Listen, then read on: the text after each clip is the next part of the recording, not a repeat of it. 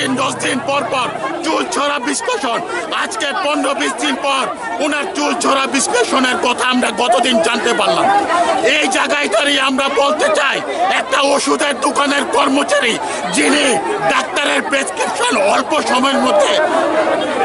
সময়ের মধ্যে বুঝে যায়, আর উনি একজন মাননীয় শিক্ষামন্ত্রী, উনি পাশাপাশি একজন লয়ার হওয়ার পরেও এই চুল ছড়া বিশ্লেষণ এতদিন পরে উনি বলছে আমাদের জন্য আউটসোর্সিং। আমরা এটাকে মানছি না, মানব না। আমরা ওনার দক্ষতা নিয়ে আমরা প্রশ্ন করছি,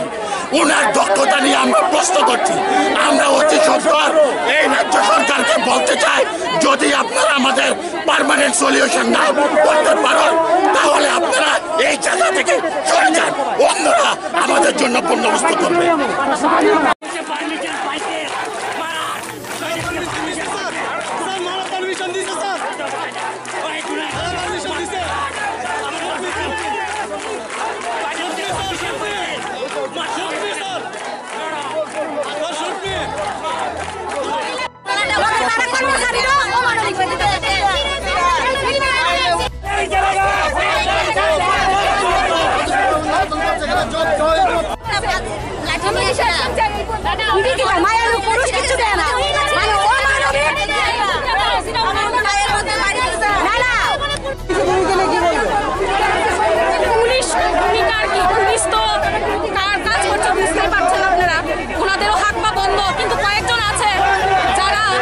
সরকারকে খুশি করার জন্য আমাদের যে আজকের আয়োজন সেটাকে বানচাল করতে চাইছে। আমরা তো সৎ ইচ্ছা নিয়ে এখানে আসি না, আমরা বাড়িতেই থাকতে চেয়েছিলাম। এই পরিস্থিতির মধ্যে আমরা রাস্তায় আসতে চাইনি। কেন আসতে হয়েছে আপনারা সবাই জানেন। কেন আমাদের রাস্তায় নামতে হয়েছে? শুধু পেটের জন্য।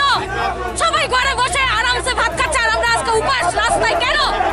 আমরা কোন রাজ্যে বসবাস করছি? সরকারের তো কোনো রং থাকে না, তাহলে কিসের এত ইগো তো উনাদের?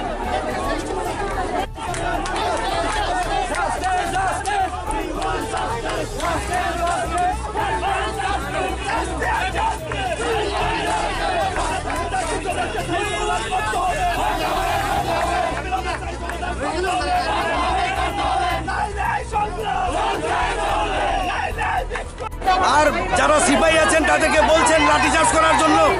আমি ওনাকে স্পষ্ট বলেছি, আপনি সমস্যার হালের কথা বলুন।